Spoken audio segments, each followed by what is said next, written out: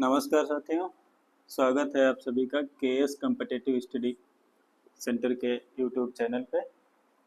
जैसा कि हम लोग पहले भूगोल में एक बहुत ही महत्वपूर्ण चैप्टर पढ़ रहे थे जिसका नाम था चट्टानें, और उसमें हम लोगों ने देख लिया था चट्टानें कैसे बनती हैं, उनके कितने प्रकार हैं। और उसमें हम लोगों ने पहले प्रकार की चट्टानें यानी कि आग्नेय चट्टानों के बारे में पढ़ लिया था। आज हम लोग उसके आगे दूसरे प्रकार की चट्टान अवसादी चट्टानों के बारे में विस्तृत अध्ययन करेंगे और देखेंगे इनका पृथ्वी के निर्माण में क्या योगदान है, और आने वाले परीक्षाओं में जो भी सवाल यहाँ से बनते हैं वो बहुत बेहतर तरीके से आप लोग हल कर पाएंगे, ऐसी हमारी कोशिश रहेगी। क्योंकि यहाँ पर हम लोगों ने एक डायग्राम के माध्यम से इसको समझाने की कोशिश की, जो कि एक बहुत ही यूनिक टेक्निक मानी जाती है भूगोल को पढ़ने और पढ़ाने के दृष्टि से। चलिए शुरू करते हैं अवसादी चट्टानों को। अंग्रेजी में इनको कहते हैं सेडिमेंट्री रॉक्स। और इनका निर्माण कैसे होता है देखते हैं। पृथ्वी तल पर, जब पृथ्वी तल पर आग्नेय चट्टान व रूपांतरित चट्टानों के अपर्दन व निक्षेपण के द्वारा विखंडित ठोस पदार्थों जैसे कि जीव जंतुओं तथा पेड़ पौधों के अवशेषों के जमाव के फलस्वरूप क्या होता है, अवसादी चट्टानों का निर्माण होता है। यानी कैसे होता है, ये चट्टानें अवसादी चट्टानें जो होती हैं वो आग्नेय और रूपांतरित चट्टानें जो होती हैं उनके द्वारा ही, उनके अपक्षय और निक्षेपण अपर्दन के द्वारा जो पदार्थ धीरे धीरे घिसते हैं, जैसे कि चट्टानों से रगड़ पानी की पड़ती है तो पत्थर घिसता है, इकट्ठा होता है, और बहुत सारे नदियों के द्वारा बहा कर लाए गए गाद इत्यादि के परत दर परत जमा होने से यह क्या होता है, अवसादी चट्टानों का रूप ले लेती हैं। और ये कब होता है, जब ये जीव जंतु हो गए, पेड़ पौधे हो गए, हजारों सालों तक ये जब दबे पड़े रहते हैं तो ये जो है विभिन्न प्रकार की अवसादी चट्टानों में परिवर्तित हो जाते हैं, ऐसा देखा गया है। और इनकी विशेषताएं क्या हैं अवसादी चट्टानों की। इन चट्टानों पर क्या होता है, अवसादी परतें पाई जाती हैं। चट्टानों पर परत दर परत, जैसे कि बाढ़ आती है, नदियां अपने साथ बहा के कंकड़ पत्थर इत्यादि बहुत सारी चीज़ें लाती हैं, उनके साथ साथ कुछ अन्य पदार्थ होते हैं, पेड़ पौधे, टहनियाँ, जीव जंतु इत्यादि जो दबे पड़े रहते हैं, उनसे क्या होता है, एक परत सी बनती चली जाती है। हजारों सालों तक ये परतें आपस में पड़ी रहती हैं, तब जाकर कहीं अवसादी चट्टानों का निर्माण होता है। इन चट्टानों पर क्या होता है, जीवाश्म अत्यधिक मात्रा में पाया जाता है। यही कारण है कि अवसादी चट्टानों में क्या होता है, जीवाश्म की मात्रा सबसे ज़्यादा होती है, क्योंकि इनका निर्माण ही कैसा हुआ है, जीव जंतुओं, पेड़ पौधों और विखंडित ठोस पदार्थों के परत दर परत जमा होने से, और उसी के बीच में विभिन्न जीवाश्म, पेड़ पौधे इत्यादि सब दबते चले जाते हैं। इसी को क्या कहते हैं, जीवाश्म कहते हैं। तो इसकी मात्रा अधिक होने का यही कारण है, क्योंकि इनका निर्माण ही परत दर परत अपर्दन और निक्षेपण से हुआ है।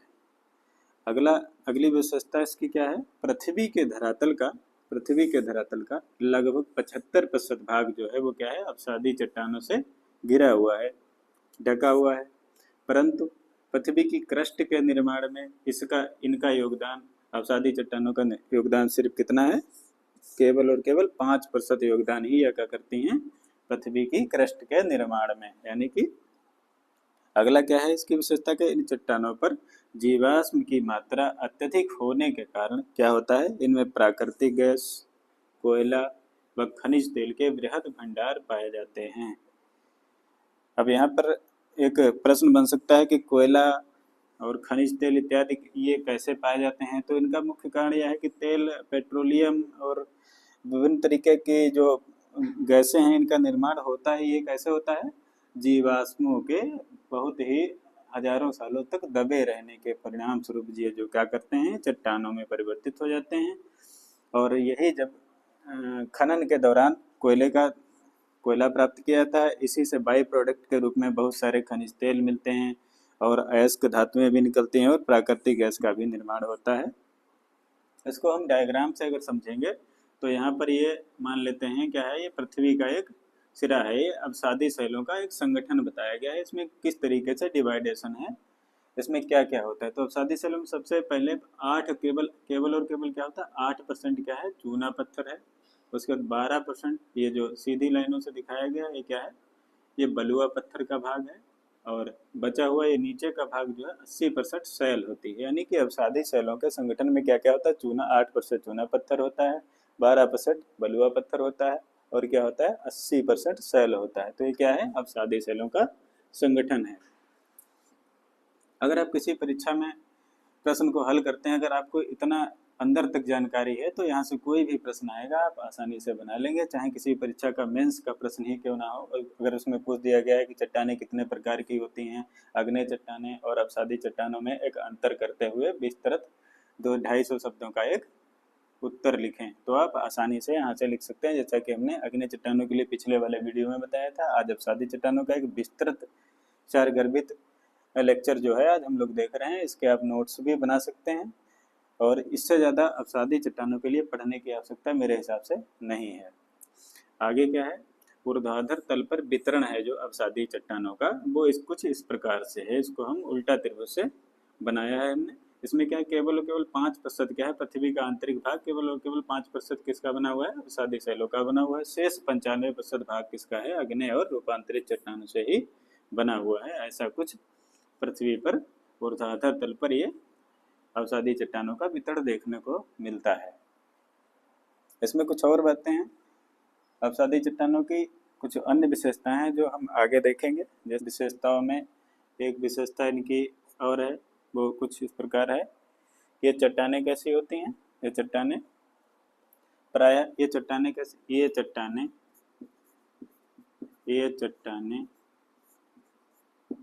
प्रायः मुलायम होती हैं, प्रायः मुलायम होती हैं। जैसे क्या हो जाएगा, चिकनी मिट्टी और क्या हो जाएगा, पंख इत्यादि प्रकार की होती हैं। ये चट्टानें कैसी होती हैं, प्रायः क्या होती हैं, मुलायम प्रकृति की होती हैं, जैसे कि चिकनी मिट्टी हो गई और पंख हो गया। इनकी एक विशेषता और होती है, यह चट्टानें मुलायम होने के साथ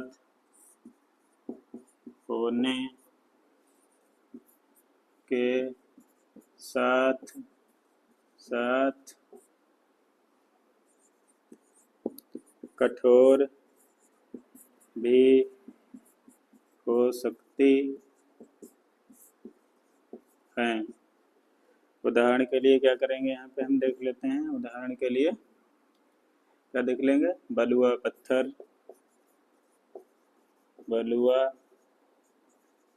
पत्थर।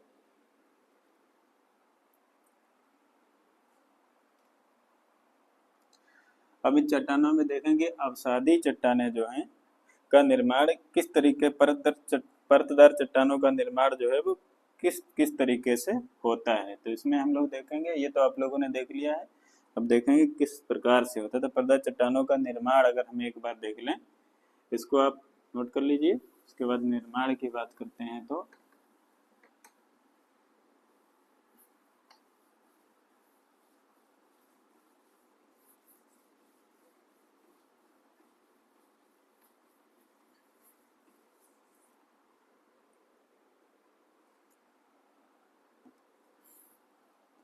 आगे देखते हैं दोस्तों, परतदार अवसादी चट्टानों का निर्माण कैसे कैसे होता है, किन किन तत्वों के द्वारा कौन कौन से तरीके के अवसादी चट्टानों का निर्माण होता है, ये हम लोग देखेंगे। क्या है, पवनों के द्वारा जब क्या होता है, लोएस का पठार बनता है। जब पवनें तेज गति से हवाएं चलती हैं तो अपने साथ क्या कहलाती हैं, कंकड़ पत्थर रेत इत्यादि बहुत अधिक मात्रा में इकट्ठा कर देती हैं। तो इस तरीके से जब परत दर परत इकट्ठा होता रहता है तो क्या बनकर तैयार होता है, लोएस का पठार बनकर तैयार होता है। यह भी क्या है, एक तरह की अवसादी चट्टान ही है। ऐसे ही हिमानी के द्वारा क्या होता है, हिमानी के द्वारा क्या बनते हैं, बोल्डर क्ले बनते हैं। जब हिमानी आती है तो क्या होता है, इसके द्वारा बोल्डर क्ले का निर्माण होता है। ऐसे ही क्या है, जल के द्वारा क्या होता है, जल के द्वारा निर्मित होती है। तो जल के द्वारा क्या होता है, बलुआ पत्थर का निर्माण होता है। इसमें क्या होता है, जल के द्वारा बहा कर लाए गए कंकड़ पत्थर इत्यादि परत दर परत इकट्ठा होते रहते हैं। नदियों के जल के द्वारा हो गए और विभिन्न तरीके से जो बाढ़ इत्यादि के द्वारा जो जल आता है उसके द्वारा कंकड़ पत्थर रेत गाद इत्यादि बहुत सारी चीजें बहकर आती हैं। वो जो है परत दर परत इकट्ठा होते होते एक तरीके से एक बलुआ पत्थर की चट्टान की आकृति ले लेती हैं। और जीव जंतु फिर उसके बाद आता है जीव जंतुओं के द्वारा किस तरह के आबशादी चट्टानों का निर्माण होता है। तो जीव जंतुओं के जो है हजारों सालों से दबे रहने के कारण क्या होता है, ये चूना पत्थर में परिवर्तित हो जाते हैं और खड़िया इत्यादि में परिवर्तित हो जाते हैं। ये ऐसे ही पेड़ पौधों के दबने के द्वारा क्या होता है, पेड़ पौधों के द्वारा किस तरह की चट्टानों का निर्माण होता है। तो पेड़ पौधे जब हजारों सालों तक दबे रहते हैं जमीन के नीचे, तो वो क्या होते हैं, कोयला इत्यादि के रूप में परिवर्तित हो जाते हैं। कोयला है, लिग्नाइट इत्यादि के रूप में परिवर्तित हो जाते हैं। इसी तरीके से अन्य तरीके के जो कुछ रासायनिक तत्व होते हैं उनके द्वारा क्या बनता है, सेंधा नमक बनता है, जिप्सम बनता है, चूना पत्थर इत्यादि का निर्माण होता है। ये रासायनिक तत्वों के परत दर परत संगठित होते रहने से।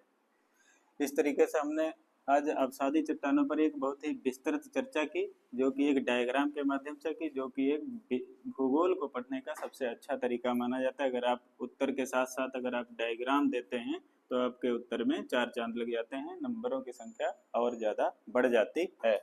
तो हम लोगों ने डायग्राम के माध्यम से अवसादी चट्टानों का विस्तृत अध्ययन किया, कैसे बनती हैं, इनके पृथ्वी की क्रस्ट के निर्माण में क्या योगदान है इत्यादि बहुत सारी चीज़ें इसके बारे में बताई गई। अब आशा करते हैं कि अवसादी चट्टानों से बनने वाले सारे क्वेश्चन क्या होंगे आपके आसानी से टैकल कर लेंगे आप लोग। और किसी भी बच्चे, चाहे वो यूपीपीसीएस की परीक्षा हो, समीक्षा अधिकारी या कोई अन्य वनडे एग्जाम हो, लगभग हर परीक्षा में भूगोल से अच्छे खासे प्रश्न बनते हैं, जो अब आप आसानी से उनको बना सकते हैं। आगे इसी सीरीज में हम लोग देखेंगे रूपांतरित चट्टानों का विस्तृत अध्ययन, जो हमारे अगले वीडियो में आएगा। तब तक के लिए धन्यवाद। देखते रहिए केएस स्टडी सेंटर को।